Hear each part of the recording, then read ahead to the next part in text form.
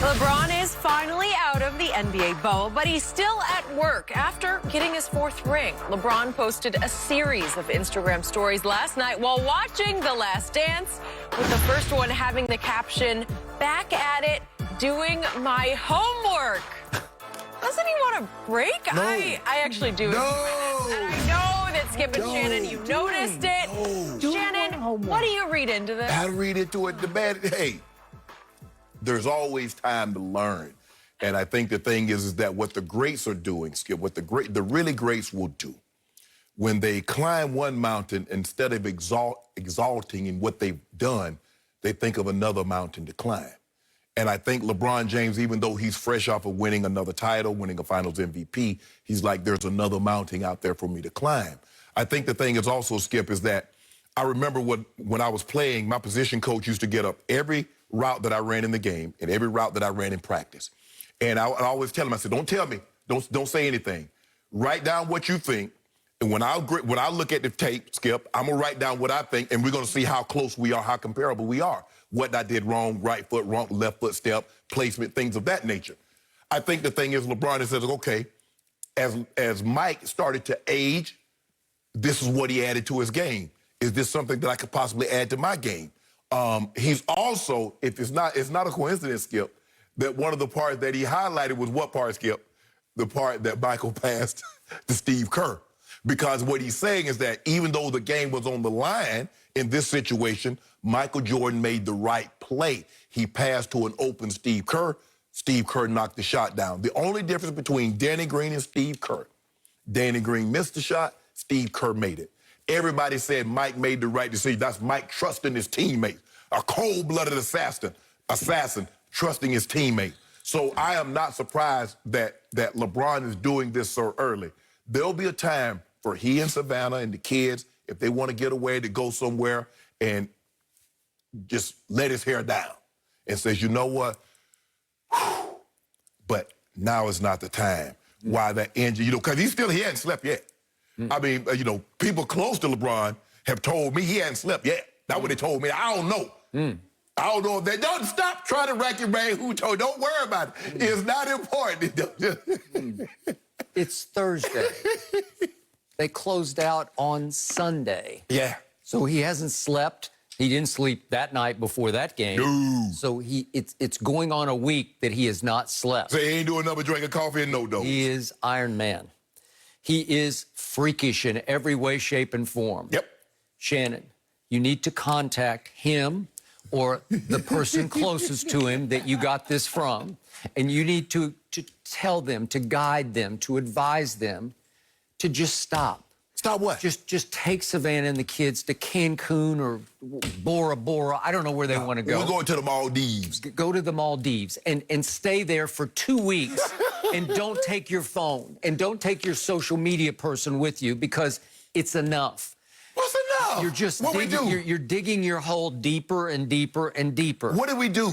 Because if you publicly admit that you are studying LeBron James, you're doing your on Michael Jordan. If you're actually studying Michael Jordan's 1998 year, which was his peak year, its greatest year, everything came together that year for him, then you were admitting publicly. Oh, you think that was Michael's greatest year? 1998 was his greatest season? All around. Yeah, it was. Defense, offense. I don't know about that one, Skip.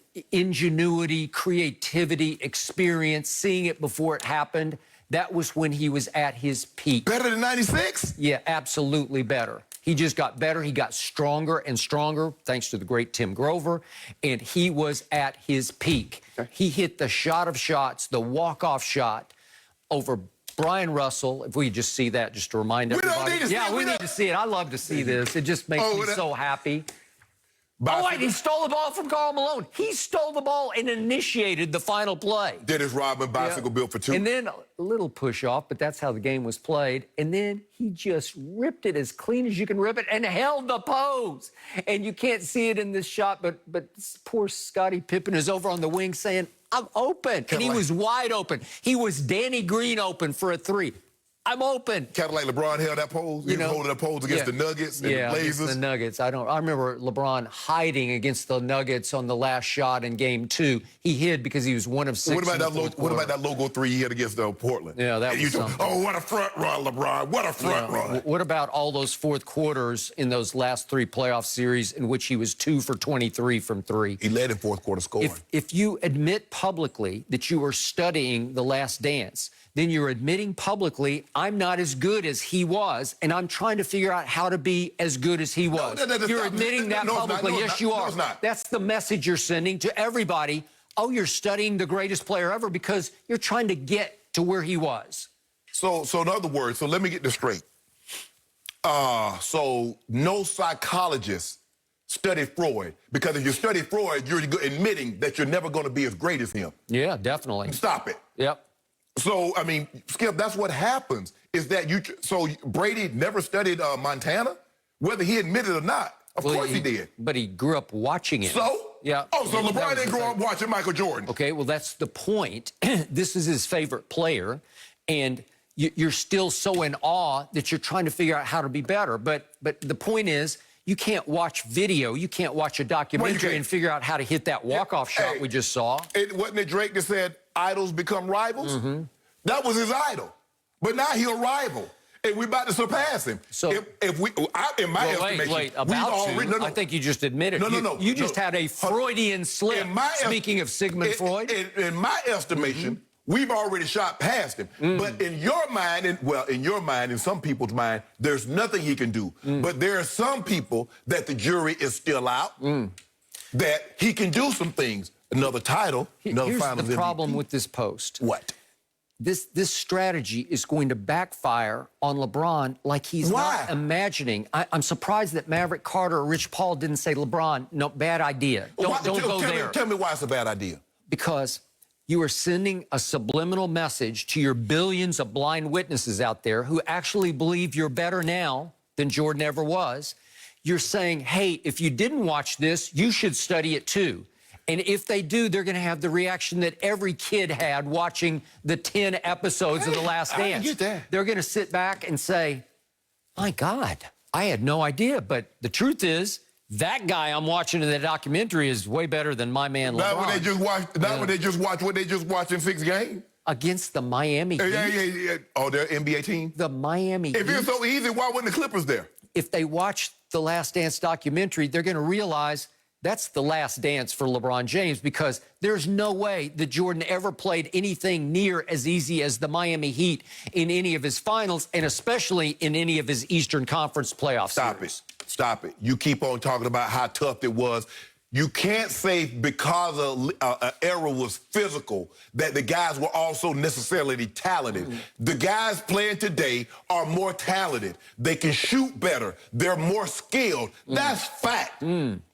So after the closeout game the other night, LeBron said something that I appreciated. He had a very objective response to a Jordan question. That's for you guys to decide, right? You guys decide that. I've decided. Oh, so now he's posting about, I'm back in the lab, I'm doing my homework, I'm watching the greatest player who ever played, trying to figure out how to be better than him.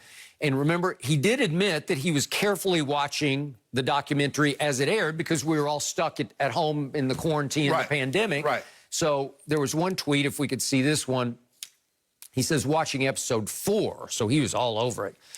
Seeing MJ hold that first trophy damn near had me tearing up. That feeling and level of emotions is unexplainable when you have been through I think it's 10 fire emojis. Yeah, that 5. He been through it. It was so offensive to me at the moment. How? And I immediately told you that the next day, the Monday here on Undisputed, that LeBron was trying to compare himself to the emotions of what Jordan was feeling. No, they were completely different. How? Because, LeBron had been through the fire because in his first NBA Finals, he got swept by the Spurs, didn't even come close to winning one game. And in his second NBA Finals, alongside Dwayne Wade and Chris Bosh, because he had taken his talents to South Beach to unite and join forces with 2 great players, that they took on the underdog Dallas Mavericks, and LeBron melted down the way we've never seen a superstar melt down in the last 3 games of that series, 4, 5, and 6. Well, don't tell me, because Jordan never had any epic fails like that. Yeah, so Skip, you can't relate to what he was actually, he feeling. can. And what see, what you're trying to do, Skip, what LeBron is talking about, before great success, there have to be great failure. So Michael Jordan getting swept 2 of the first 3 times, losing in the first round, losing in the first round, losing in the second round, losing in the Eastern Conference Finals, losing in the Eastern Conference Final. Underdogs every time. Every time. LeBron James is saying, I can understand the adversity that he had to overcome to get to this point.